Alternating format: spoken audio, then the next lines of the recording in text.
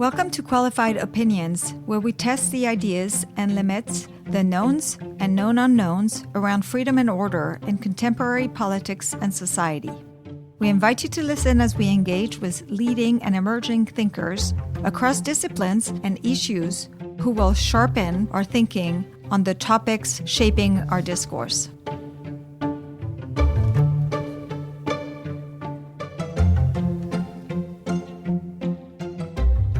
Welcome back. Today, we're diving deep into the world of economics and state and local public policy with my guest, Vance Ginn. Vance is a seasoned economist with a passion for free market solutions and limited government.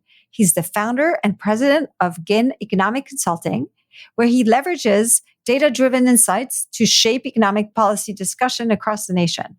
We're going to talk about the sustainable budget project that he created for Americans for Prosperity. But we're also going to talk about state and local government spending, federal spending, and the connections that exist between the two. Welcome, Vance. Hey, Vero. It's always a pleasure to be with you.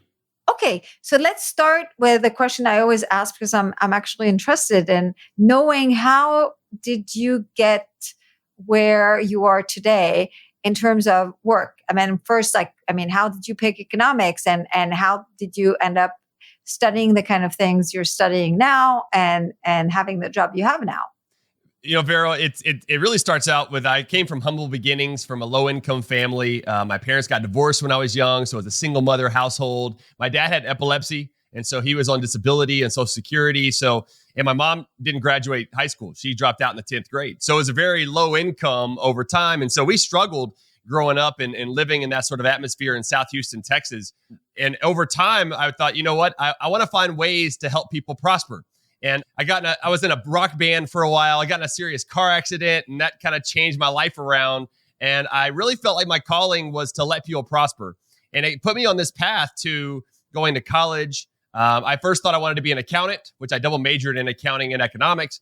But I went down the economics route because I felt like I could think outside the box. It wasn't so much within the box like accounting is. And I got my bachelor's in economics from Texas Tech University, and then went on to get a PhD in economics as a first-generation college graduate. And I worked in academia for a while at Sam Houston State University. But I really thought, I want to help people today, not necessarily in the future writing academic papers that very few people are going to read. And that got me into the public policy world of working at the Texas Public Policy Foundation in Austin, Texas for about a decade. And then I had the opportunity. I worked on a lot of state budget issues there, taxes and spending and occupational licensing reform and school choice and a whole bunch of other things. And then I worked in the Trump White House for a year as chief economist of the Office of Management and Budget. That was a wild time, which I know we'll talk about. But I was there for a year. And then I left there, went back to TPPF and was there for 2 years as chief economist, working a lot of issues, state and federal issues.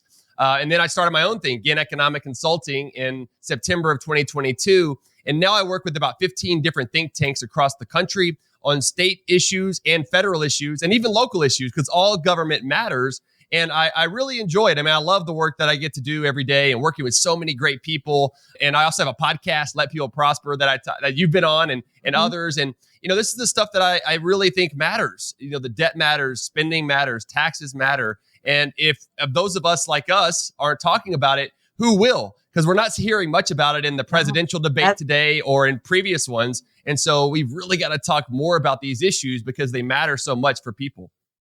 Let me ask you, it really feels like economic issues are the one that I'm really interested in, but any issues of substance is just not part of this presidential race. And it feels like it was not the case in the past. And when I say in the past, I probably mean, before 2020 was also a policy desert where they would just, is this your feeling too? It is. Yeah. I think what's happened and started this some of that started really in 2016. I mean, even if you go back with Obama versus Romney, there was still policy stuff going on. I may not agreed with everything, but there was policy discussions, or McCain and Obama and even Bush versus Kerry and others back in the day. There was a lot of discussion about policy. But I think this more populism, this populist rhetoric, it really has trumped using that word, trumped everything else of not talking about key policies. It's all about what people want to hear and what's best in the polls and everything else. And to me, that's a huge problem because now we're heading a lot of our policies in the wrong direction and wondering why we have so many things going wrong around us, $35 trillion in national debt and everything else. And I really feel it's because we're not having a good dialogue about the key policies that really matter to people.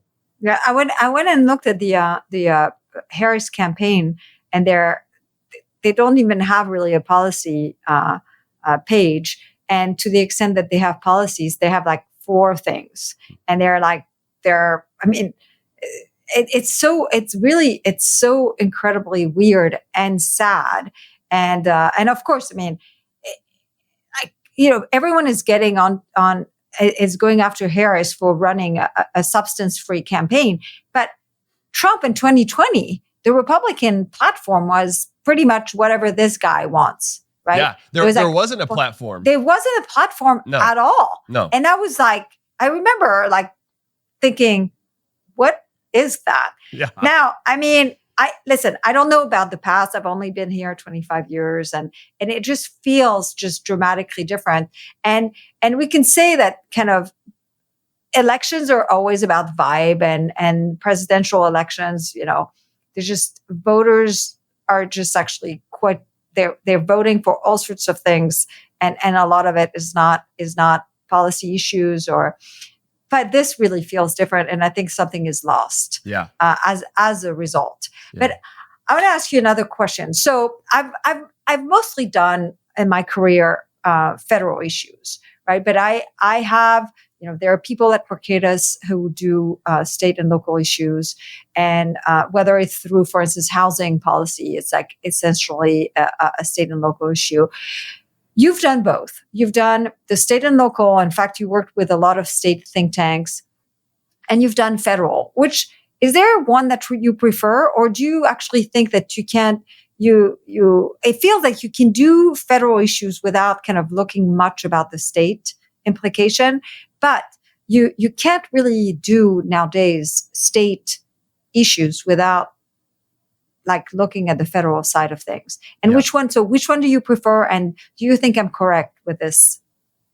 This statement? The prism that I see it now after working with both is that you can't do one without the other. I mean, you can, but I think it's important to look at both. Mm-hmm. For example, state budgets, usually about a third of their revenue that comes in is from the federal government. I mean, all from taxpayers, of course, but a third of their budget is coming from federal funds. So that already shows the connection there. So the longer that we have these massive deficits and debt at the federal level, I think is going to influence the state budgets. One of the first places that I think the federal government will have to start cutting, including reforms to Social Security and Medicare, which we could talk about, but will also be cuts to the states. And so what I've been working with a lot of other state think tanks and state legislators is to say, you know what?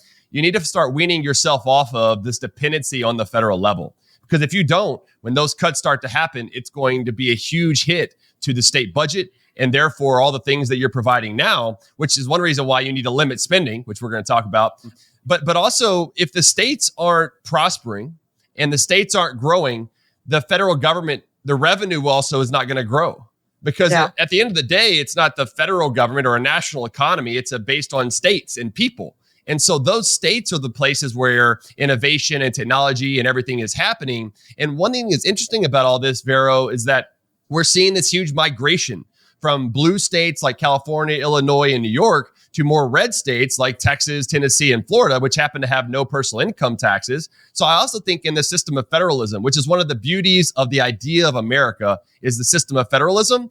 And I think more needs to be done at the state level. Also, you can get more done. This is another thing, and part of my wanting to get things done today in public policy is it's easier to get sound policy done at the state level than it is at the federal level. In a lot of ways, I don't have much trust that the federal government will do good things unless they're forced within a crisis, which I think is here or is coming very soon. But at the state level and even at the local level, there are still good policies that are being done across the country. And I think that's one reason why I focused on it so much. So I'm kind of uplifted by what you're saying, because one of the big problems that I think we have is actually the death of federalism. Yeah. you seem to think that actually we have more than I think, because precisely like when you think about a third of state budgets come from the federal government, and that spending comes with a lot of string attached, right? And it basically ends up dictating a lot of what the states end up doing, especially in like big budget items like Medicaid, for instance, yep. Right? It's just like, it really diminishes the impact of federalism. The other big thing is when your federal taxes, no matter where you live, are actually your biggest tax bill, right? It's like, then it really diminishes the power of tax competition between states. Now, I grant you it still happens, yeah. But I see it as a very big problem. Same for the regulatory world. Like you think about, if you want to, like people complain about, we don't build factories anymore in the US. Well, in large part, it's because of the federal permitting system, right? Yeah. NEPA and all of these things. And a state can be as friendly as possible. Ultimately, if the biggest regulatory burden comes from the federal government, it actually tempers down, it reduces the impact of that competition. And now I'm glad that you seem to think that it still matters a great deal. Yeah, I think it does. And I mean, I agree with you, of course. I mean, the regulations and everything else definitely hinders economic activity across the states. And I'm glad to see that Chevron deference was overturned.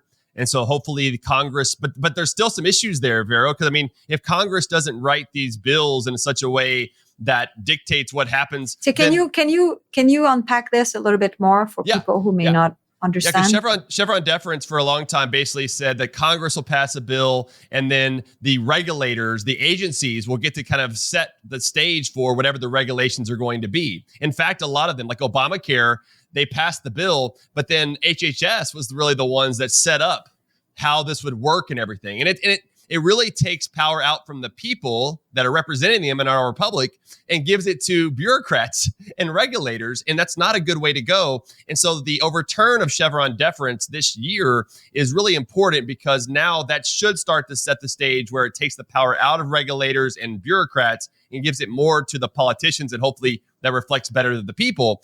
But there's still a concern there because I think Congress has also become dependent on just passing along the regulations to the regulators and not doing it themselves.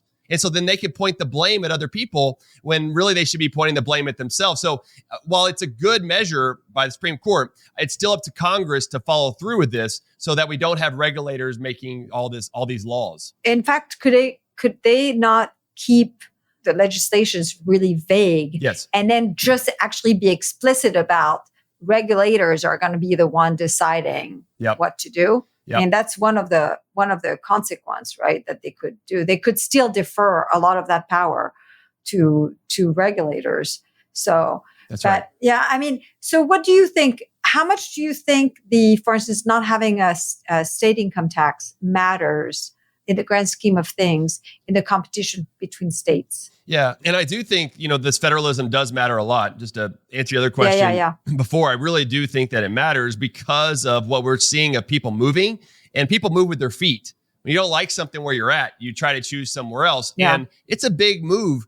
You and I've talked about this before, from you moving from France to America is a big move. Well, even moving from like California to Texas can be a big move. It's not a different country. And so, and the language is the same and some of those things are the same, but still you're leaving your place of home and your friends and families to move somewhere else pretty far away. That could be a tough decision. And so I think that these decisions of jobs and economic opportunity really do matter. And that's influenced by the policy. Now, I'm not going to here to say that no personal income tax is the only reason why people are moving to Texas. But I do think it matters when you look at California, which has the highest marginal income tax rate in the country of over 14% compared to Texas. That means for every dollar you earn, you get 14% more in your pocket as soon as you get it. By the way, isn't this the reason why people like you and we want to see the state and local tax deduction go away? Yes. Precisely because high tax states, high spending and high tax states can't get away if that deduction goes away.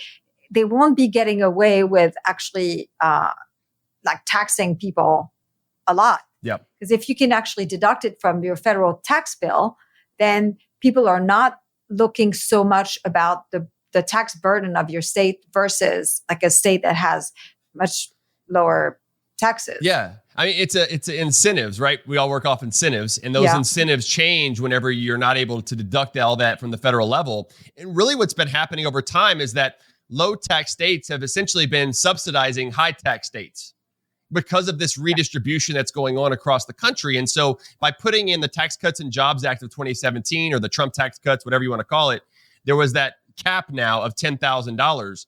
Well, that has also contributed a lot, I think, to why people are moving from high tax states to low tax states. And more of that would even happen if it was zero, which I think it should be zero. There should not be a deduction for it. So you should feel the full burden of the spending at the state and local level.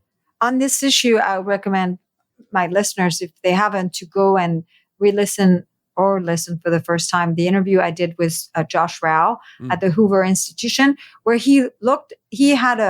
they wrote a paper that was published, I can't remember where, in like a big academic journal, that was fascinating. They looked at the impact on taxpayers' willingness to move out of California the last time they increased the income tax marginal rate. And I know that they're doing, and it was actually quite significant. And they showed in no uncertain term that it had a tremendous impact on people moving out of the states. I don't know that they don't track where they're going. But what was more interesting is also that those who don't move also in the states end up changing their work behavior as a result. And I know they're following up with a paper that is looking about the impact that the cap on the state and local tax deduction added to that effect. Wow. So I'm actually really looking forward to seeing this, and it explains why so many of the high tax states like New York, Massachusetts, Illinois, they want the state and local tax deduction to be reinstated at its full level. You know what's interesting about that too is that mostly helps upper income people. So the Democrats have been in favor of getting rid of the cap, but of course that's going to help upper income people the most, who they supposedly want to help. It's really kind of quite amazing to see the most progressive members in Congress, those who are always harping about the rich don't pay their fair share, wanting to reinstitute the full-blown state and local tax deduction.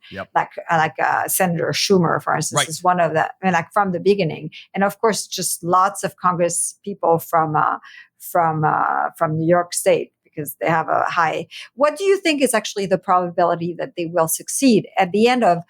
Just as a reminder, at the end of 2025, all the Trump tax cut for individuals and some on the capital income side will expire, and that includes does it include the SALT cap? Yes. So there will be this big battle. What do you think is the likelihood that we will lose on this, and that indeed that big handout for higher income taxpayers in high income states comes back? Yeah. Just real quick, I had a quick anecdote about the SALT deduction and people moving. I do a lot of work in Louisiana for the Pelican Institute. And Louisiana in the South is having a net out migration for the last at least decade. They've had net out migration. And that's in the South where everybody has been moving to Texas, Alabama, Florida, and other places. And it's because they have such a high income tax. They have a 3 income tax brackets, and the corporate income tax is also really high. And anyway, I think it shows that it's not that all in the South are doing really well. Louisiana is not. And so that shows kind of the dichotomy of some of the things that are happening down there. So let me ask you this question, because I really don't know. Is there as much of a disconnect between, so you see this effect, you see people leaving Louisiana.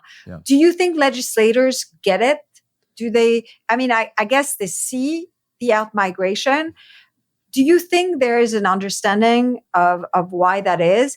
And do you think, because I know some of my colleagues have actually switched from federal issue to working on state issue because they actually think it's easier to get through to state legislators or local legislators than it is at the federal level. What's your opinion on this? I think that's true. And I also think that you're seeing the elections are indicating that as well. Just recently last year, Jeff Landry, a Republican, won governor in Louisiana after 8 years of John Bel Edwards. And so Edwards really wanted higher taxes and more spending, just like other ones. But Landry seems to understand that they've got to do something differently, that there's something wrong with their policy. And so that is where I think those of us that are think tankers and policy folks trying to influence policy can really have an effect on state and local policy people because they're closer to the people. DC is so far away and so far removed that even those who are coming from Texas or Louisiana oftentimes get removed from what's actually happening on the ground. Whereas you have that happening in state and local government, and those closer to the people can make hopefully better policy to influence what's going on. And so, in your other question though about 2025, it's not just those individual income taxes. One of the only ones that stays permanent is the corporate income tax rate, which was lowered from 35% to 21%. Harris wants to raise it up to 28%, which would give us back to the highest in the developed world. The developed world average is closer to 17% now. So we're still higher at 21%. We should be cutting it. Yeah, and by the way, if you add the average state and local corporate income tax to the 21%, we are literally, I think, where France is, and we're higher than China. Yep, no, that's exactly right. And so there is also a fiscal cliff coming in 2025. The debt ceiling expires. Yes. So it's coming back January 1st, 2026? 2026, yep. So there's a lot of big fiscal things that are happening next year that very few people are talking about. I know we are, but there are very few that really need to be on the table. And so I don't think that they will get rid of the cap on SALT deduction. I mean, that was your original question on that. Mm-hmm. I think it will probably stay at 10,000. Maybe they go up to 15, but I would like to see at least stay at 10,000. Even though, of course, I love it at 0 because of the push by so many others. And we'll see what the election holds, but I actually think Republicans will win more seats in the House and maybe even in the Senate. And so just given what's going on, I don't know what will happen at the presidential level yet because that's still kind of up in the air from one day to the next. But I do think that there's still a move for more fiscal conservatism, given that there are so many issues that are going on. I mean, the economy is still the number one concern, even though the unemployment rate shows 4.3%, which I think there's some problems with that. I think it's higher than that when you're given that people have dropped out of the labor force and other things. But I think people are, wanting something different. And 58% of Americans believe that we're in a recession right now, even though a lot of the headline numbers don't indicate that. And so to me, that indicates that the strife is going to get them to go to the polls in November and really vote on a lot more of these economic issues that in many ways, I think Republicans have a better way of expanding the economy and the pie, even though I don't like their tariffs and they're not talking enough about cutting spending. Yeah. Well, I'm so glad that actually they made the reduction of the corporate income tax permanent. Yeah. Because I'm really alarmed. I'm not surprised by VP Harris wanting to go back to 28%. That's what President Biden wanted. But I am very alarmed actually by a number of Republicans and also, kind of populist conservatives talking about how we should raise the corporate income tax, considering how distortive a tax it is. I mean, it raises very little revenue and it causes so much damage, not to mention that it's not a populist measure to raise the corporate income tax, precisely because so much of the burden, the economic burden, is actually shouldered by workers in the form of lower wages. But as after criticizing those Republicans, I will say that I'm nicely surprised by some of the House Republicans who seems to have actually moved away from this idea that we should just cut taxes without any offsets. Yeah. And this is why maybe I'm going to kind of allow myself to hope that you're right, that the SALT cap is going to stay on. It's because I think there is an understanding and a willingness to extend the Trump tax cuts. There are some I would not extend, like the child tax credit and all the credits. I would not, because they don't grow the economy and they're basically hands out to special interests. But there's a willingness to extend these tax cuts under the condition that there are offsets. And I think that's actually really a good development. Yeah, I think so too. I mean, as you and I know, spending is the problem, right? Yes, it's not the spending is the revenue. problem. And revenue continues to go up. We're reaching record levels in revenues, yet we're also still running $2 trillion a year in deficits. And it's because of the excessive spending that's happening at the federal level. And of course, it spiked during COVID, because in President Trump's last budget, which I helped write, we found $4.6 trillion in savings. But of course, then COVID hit and all that was thrown out the window. And not likely that Congress would have passed all that anyway, but at least we were trying to do something. But COVID threw that out the window and running massive deficits and debt now. And that's influencing us all today, right? Through higher interest rates, inflation, that the Federal Reserve has printed a lot of that money. Their balance sheet is still $7.1 trillion. A lot of that is treasury debt. And so there's a lot of other problems in the economy that interest payment on the debt is like higher than Medicaid payment. It's higher than national defense. I mean, and it's going to stay high for a long time. Yeah. If we've seen this in the 80s, right? Long after inflation was down, interest rates remained high. I think people have this idea that the Federal Reserve can just bring rates back to zero eventually, but it won't work if, bondholders are just actually, because the COVID packages, all this handout, it's been actually really paid for a lot on the back of bondholders, because they've been paid back with inflated money. So but that's a good transition to what I wanted to talk. I wanted to talk to you about the American for Tax Reform Sustainable Budget project that you created for them, and it's a project that was started in 2023, right? And it monitors state government spending and tracks which states have or have not enacted sustainable budget. So first, I want to ask you, just talk to us about the project itself, why you decided to do this, who's your audience for this, and then we can talk about the specificity of the project. Yeah, it really started in Texas, where I was working on what's called the conservative Texas budget, and trying to rein in the growth of spending in Texas based on population growth plus inflation, which I feel is a good measure of the average taxpayer's ability to pay for government spending. We could talk about, the details of that, but it's a maximum, of course. It's not a target, and so it's a maximum. But it was a way to rein in spending, and the target audience was legislators and their staff. And then you get grassroots involved as well, because there was an interest, at least at the time, back in 2014 when I started this, a decade ago now, of changing the spending limit. There is a spending limit in 37 states across the country. 49 states except Vermont have a balanced budget requirement. And so Texas had a spending limit. It's just that it was pretty weak. And so I was trying to strengthen it with the work that I was doing there. And then that caught on in 2021. So it took a while. This is one reason why persistence is key. You got to keep messaging this stuff. And so I would put out a threshold and say, the government should not spend more than X based on population growth plus inflation. And then that number would be put out by a lot of the grassroots groups, and legislators started to catch on, including the governor and lieutenant governor in Texas. And I saw that this seemed to work, because by 2021, well, for one thing, they were keeping it underneath our metric for multiple sessions, even though they didn't change anything. Well, finally in 2021, they did. There was a new law that was passed, SB 1336, and that made it based on population growth plus inflation, the spending limit.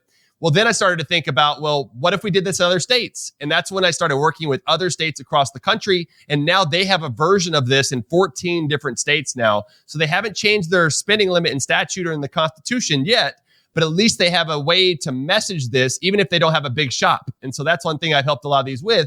And then I'm like, okay, well, after I got back from the White House, I was like, we need to do something at the federal level like this.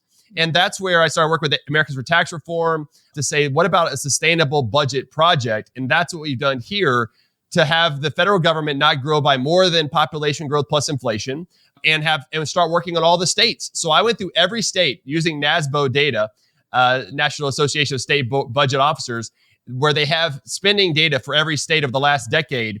And there's a website, atr.org/budget project, where you can go and click on the state and it'll take you, show you how the state budget has done compared with population growth plus inflation over the last decade and what that means to individuals and families if they're overspending or even underspending in some cases. And then there are other considerations there too. For every state, I show a lot of rankings like Tax Foundation, Mercatus regulations, Alex measures, a whole bunch of stuff all in one place so that state legislators and their staff and interested people in the public and hopefully think tankers will go there and they can find all this data in one place.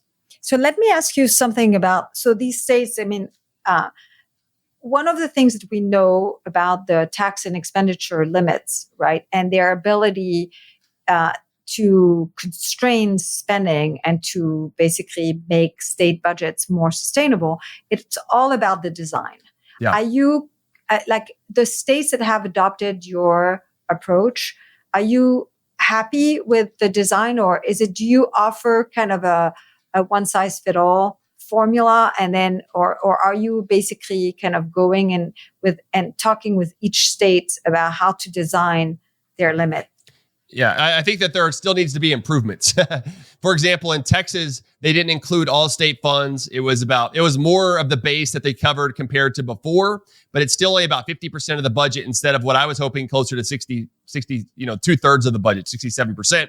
They also use population growth times inflation, so the compound metric instead of just plus, making it simple. So there are things that I'm concerned about and continuing to work with them on trying to fine tune and make better, but at least they were heading in the better direction than where they were before. So some of this is getting us back into a trend of good policy. I mean, the gold standard has really been Colorado's Taxpayer Bill of Rights, the TABR that was passed in 1992, but they've even whittled it down and weakened it over time through progressive judges and politicians there as they went from red to purple to blue. But even with that, Vero, it's held Colorado's spending, even with a more blue state now, in check compared with otherwise. So I still think it's really the gold standard with a lot of the other states that are out there.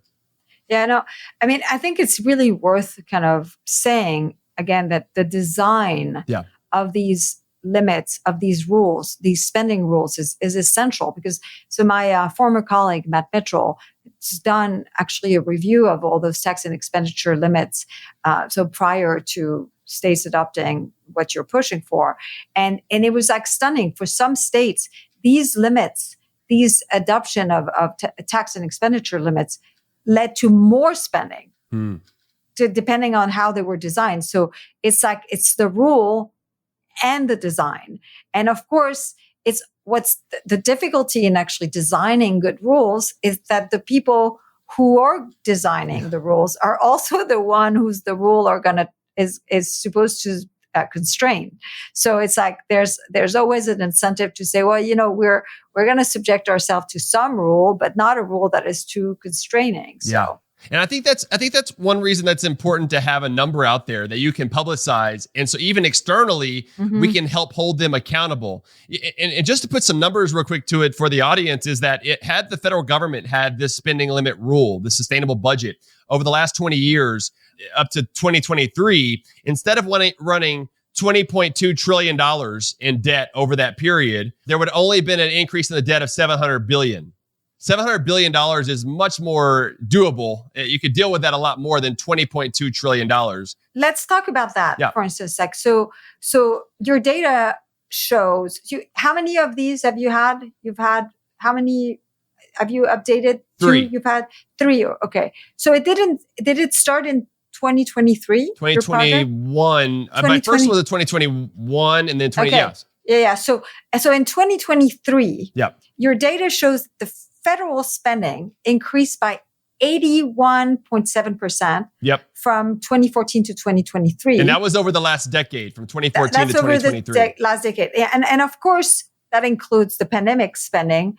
And basically, that was just like that blew, that's totally like just blew your limit of population growth plus inflation. Right. And so in this particular case, so you can do a comparison to where you think they should be, and where they are, and see what do you think are the drivers of that difference. Yes, that's right. And so over that decade, instead of spending $6.5 trillion in 2023, it could have been closer to $4.5 trillion, which was close to where it was in 2019, whenever I was at the Trump administration. So it's grown tremendously over a short period of time. It would have also meant less in national debt, right? And so over that period, you saw $12.8 trillion increase in the national debt.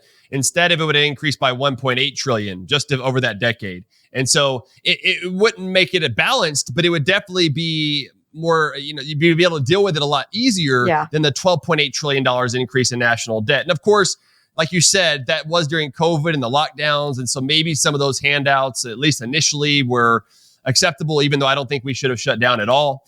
And that would have made a whole different fiscal picture as well. But there was certainly no reason for for Biden to come in later and pass the ARPA bill of another $2 trillion. Let's not get the Republicans off the hook. No, we shouldn't. Who passed the December stimulus, like the third, basically, stimulus bill that had a lot of individual checks. That was at in December 2020. And that's basically kind of what President Trump, after losing the election, was like bullying Senator Perdue, and I can't even remember who the second senator in the state of Georgia was, to pass. And it was just like, it was shocking. It was like $900 billion, but it was after the enormous CARE Act. And then, of course, 3 months later, Biden comes into office and passes the American Rescue Plan, like $2 trillion.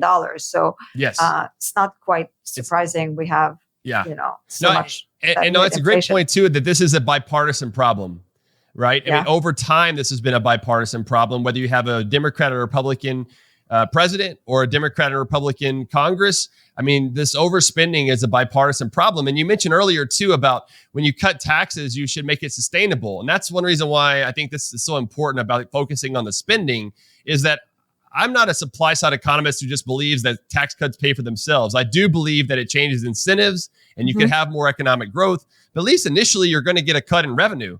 So you've got to make sure that your spending is also being cut. I mean, there shouldn't be as much demands from government if you're giving people more money in their pockets. And so I don't see that, we should keep expanding government spending the way that we do, whether it's on national defense. I mean, national defense has a lot of waste in it. They need to go through and do efficiency audits and something, because we're spending way too much money on foreign wars and other things that don't need to be spent money on, along with the discretionary budget needs to be looked at, and Social Security and Medicare as well.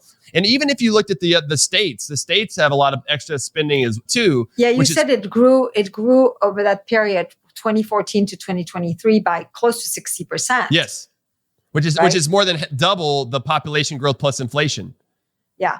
So, and that, by the way, that 60% is excluding the money they get from the federal government, right? Correct. So it's really purely looking at what states are spending themselves. That's correct. Not the money that they're getting from the feds. Yep. Yeah, because I didn't want to double count it for federal and for the states. Yeah. So this is just state funds. And so there, and I go through this, but there's only 6 states that held state funds and all funds, so including federal funds, under population growth plus inflation over that decade. So who are they? They're Alaska, Colorado, North Dakota, Oklahoma, Texas, and Wyoming. Okay. Which is Alaska because of? Does it have to do with the their dividends? The dividend. Yeah. Part of it is, and I get this question because 5 out of these 6 states are all resource-rich states, mostly oil and gas, right? Alaska, North Dakota, Oklahoma, Texas, and Wyoming. There's a lot of resources there. But you have this booms and busts that can happen within those. Texas has diversified a lot. Like right now, oil and gas is only about 10% of the economy now, and only about 9% of the budget. So it doesn't have the same problems as Alaska and some of these other ones. But I do think it's been from more conservative fiscal policy as well there, compared with population plus inflation. Also, you have some growth, right, in population compared to some other places. But Colorado is really the sticking point here, where I like to say, look, this is it's a blue state now. And they don't have a lot of resources, and they're holding it down because of what I think was the Colorado's Taxpayer Bill of Rights.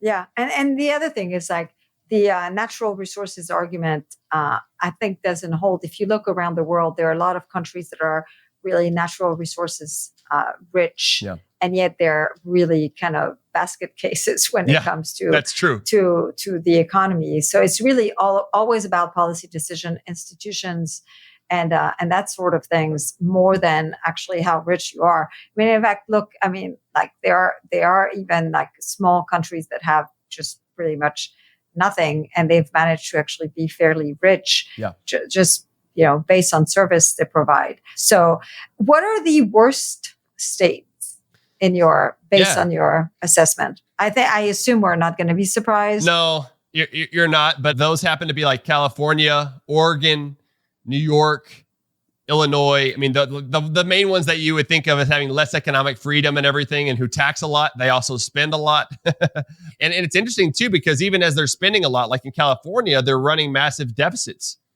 which they have to have a balanced budget at the end of the day.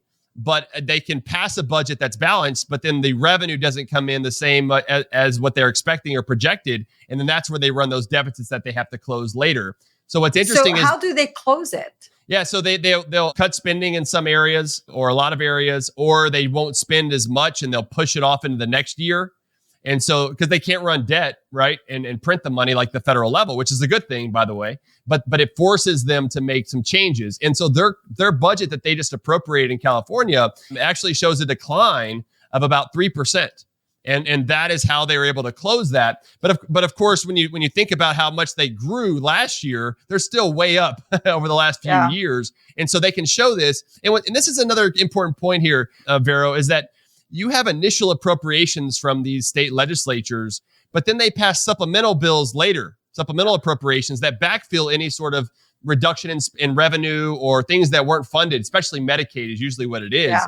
And then they can spend more money too. And so a lot of times we'll see spending compared to appropriations, and that's measuring apples to oranges. You've really got to measure apples to apples. And so this is what I do with the sustainable budget, is look at either spending to spending each year, or if spending's not available yet, look at appropriations to appropriations. That way you have a consistent comparison over time.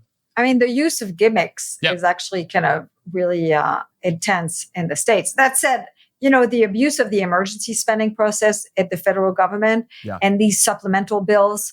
So, I mean, not only is it real, but it's increased quite dramatically under the Republican. I think it started really during the war in Iraq, where they were funding many years into being in the war.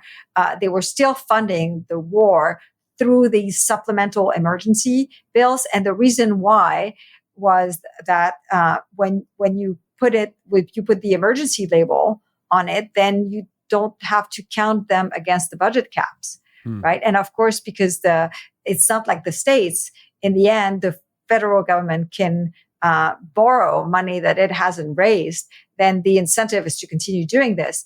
And then you saw this log rolling happening, the bargaining, where Democrats would say, okay, you want more defense spending going through these emergency spending bills, fine, but allow us through these bills to spend more non-defense spending. And then, I mean, and the abuse went on and on and on and on. And it kind of went a little bit away, but then I'm worried that it's really coming back. Yeah. Let me give you two recent examples that I think actually could work out pretty well. And it could fall underneath the sustainable budget. Would have been when Newt Gingrich and the Republicans worked with Clinton in 96 for welfare reform and everything else. Then we had 4 years of surpluses. Now, some of that was shifting around money. The debt still increased over that period, but they were running budget surpluses at least. And so I think that's a good thing to get people working on. Again, it was bipartisan. I don't know if that can work nowadays, but it should. Yeah. But then also in 2011, you had the Budget Control Act, right, of 2011, which held spending in check during the last part of Obama years, where the deficits were going down. It still was too high. We still had too much spending, in my view. But there was a good check in place. And then Trump, unfortunately, in Congress overruled that when they came in, and so they could spend more. And so that got into this period where we have massive spending. And even under Trump years, I was critical about, how much the deficits were growing, and was writing about that before I went there. And I tried to do something different. And one thing I did get in the president's last budget was a mention of a fiscal rule, that we needed a fiscal rule to come back, which was the first time that had happened since since Graham Rudman back in the 80s that be talked about again. Of course, I don't know that he really cared, but at least we got that in the budget. And so I'm hopeful that there could be some good ways, especially if the states, Vero, this goes back to our federalism argument. If the states can start showing the way, we have a school choice revolution, which I think is huge. And I would love to get the federal government out of schools, education entirely. We have a tax cut revolution that's happening across the country. I would love to see the sustainable budget revolution happen. And then that way, if we have the states doing it across the country, I hope it would force the federal government to do the same, because we would see the benefits of it, because every dollar they spend is coming out of our pockets and making us less prosperous. And we need more money in our pockets and in entrepreneurs' pockets so that we have more ways to grow in the future. For all the ways that at least at the federal level, Congress always finds a way to escape budget caps that they put on themselves. And for all the complaining and the whining and the threatening the end of the world when there's a debt ceiling fight, the last debt ceiling fight led to the adoption of some budget rules and caps. And I, for whatever reason, I can't remember what the name of that deal was. But what you can see the dramatic effect of those really pretty weak budget caps on projection by the Congressional Budget Office, because before they were put in place, within 30 years, the debt would have reached 180% of GDP. With the budget rules, it's now scheduled to be projected to be 166%. Now, I don't think it's going to last, because no one is, first, the rules are going to expire. But also because I think kind of CBO projections have a problem, which is that they're projecting this enormous accumulation of debt, this at 115% $115 trillion in borrowing in 30 years for Social Security and Medicare, and no inflation. I mean, when you look at the projection, it's no inflation. I don't think it's going to play out so well. And they don't have any recessions in there. Yeah. But I was just I remember from one budget, from one report by CBO to the next, it went from, that's 180% to 166. And looking into it, I was just even assuming their projections are right. And that, which, and assuming that there's no real recession and interest rates follow exactly the path that they follow, and inflation follows exactly the path that they project, and all of that, it's a big impact. Mm-hmm. It's a big impact. And this is kind of, I think it's why, as I'm always a skeptic about caps, I like them. I believe that budget rules are important. I'm always saying, well, what's the point of imposing rules that they can escape? Well, actually, I think in some cases it makes a small difference that over the long run makes an actually big difference. Yeah. So you go and do more, push more for these rules. I think it's important. So when you advise state legislators, do you tell them, here is the rule we follow, or do you actually kind of do the work for them and say, here's what we advise for your state? Yeah, I do the work for them and say, here's what I advise for the state. And then I also provide budget process reforms like zero-based budgeting, priority-based budgeting, those sort of things, to where they're really starting to do a deep dive instead of just a budget inertia. Let's start with X from this year and increase it by Y, is actually look at where this money is coming from and make sure that it's following the state's constitution, because a lot of times they're not. And so I think that it's a process between the budget process part of reform and putting in these limits in place. Because you're right. I mean, I'm skeptical of some of it too. It's not like I think it's going to be the cure-all, but I do hope that it can start to get the message out there and change the narrative. I mean, a lot of the work that we do, right, is defining the narrative about where we should be versus where we are. And so what I want to do is to help to put in those rules in place that has the wrong people doing the right things, as Milton Friedman said. I think if we could do more of that, we could start heading at least in a better direction. What do you say to people who say that, well, your project is really focusing on spending, but what about revenue? We should raise revenue because, the rich don't pay their fair share. And so what do you say to that argument? Yeah, I mean, at the end of the day, it's about spending, not the revenue. But even if you wanted to focus on that and raise taxes, a good argument at the state level is to say, look at what's happening. People are leaving California and New York and going to no income tax states. Or if you do it at the federal level, whether we've had higher taxes or lower taxes, it usually averages about 17% of GDP of tax revenue collections, versus spending is closer. At the state and local level? State and local level stays about the same as well. Yeah. Whether you have higher taxes or lower taxes. And so I think it's better to have lower taxes, because the bigger part here as well is not only spending restraint, but economic growth. We need faster economic growth over time, which brings in more revenue. But the focus should be on on jobs and high paid jobs, and allowing for more economic growth along with spending restraint. That's how you can really get the deficit and debt down and make sure that taxes stay lower than otherwise. I have another project that I'm working on called the Let Americans Prosper Project, which focuses on spending restraint, but also economic growth. So spending down to, let's say, 1%, just grow its spending by no more than 1% and have more economic growth of another percentage point. So let's say 2.5 to 3.5%.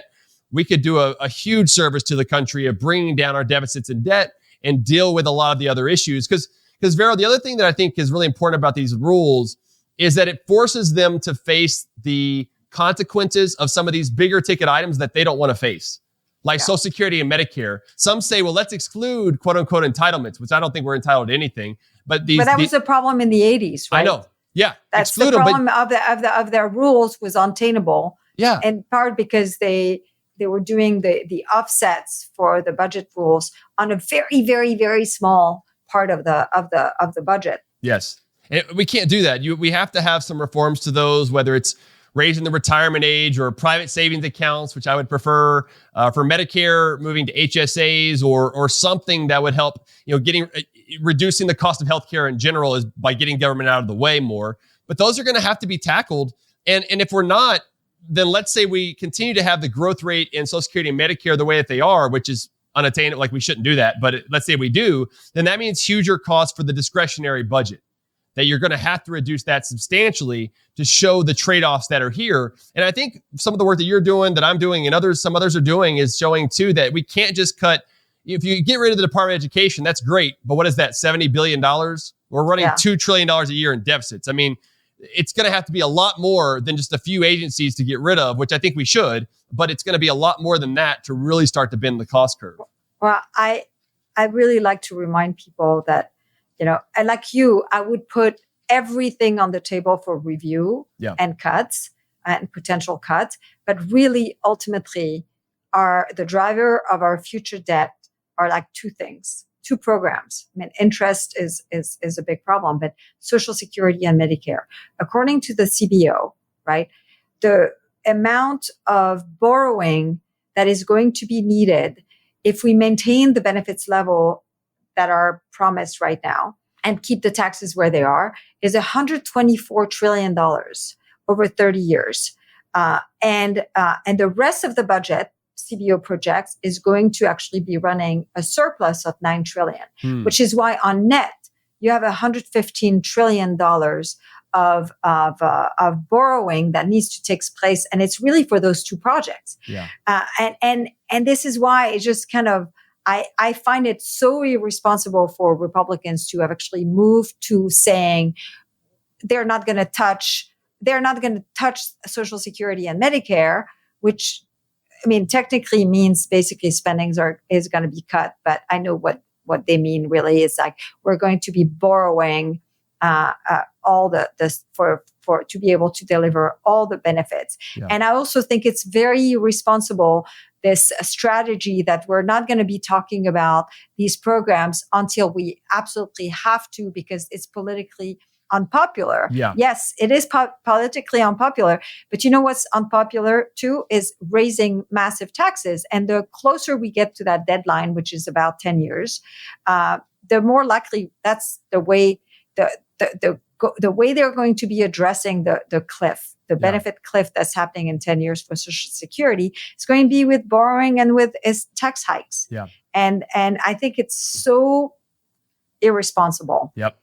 And that was one of the first words I used for the budgeting that I was doing was responsible budgeting. I think sustainable works too. Like it's unsustainable for us to keep on this pace. right? And it uses a little bit of the wording of the left. The left loves to use sustainable. So it's kind of like piecing all that together. But you're exactly right. And one of the other things that I think that we could probably do a better job of is, for a long time, Vero, they would say, well, the deficits don't matter and the debt doesn't matter. It would stay pretty low. We were 30%, 40% of GDP for the debt, and the deficits were 3% of GDP. Well, now they're 9% and 120% if you look at gross debt, a little over that.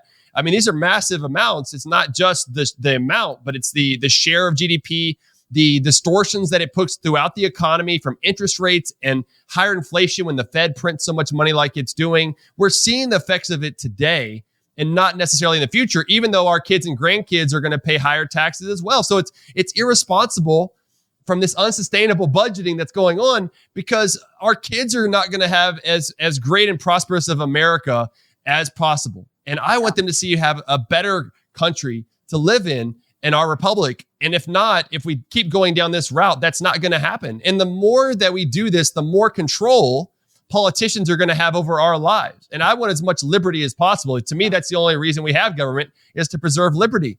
And unfortunately, by them spending so much, it's the exact opposite. They are putting us under more control over their actions versus the control of what we want to do as individuals. And I agree. And it's also worth mentioning that they're also going to have a harder time responding to emergencies. Yeah. And so I totally agree with you. Well, we're going to have to end here, but thank you so much. This was great. Yeah, thank you, Vero. It's always a pleasure to talk with you.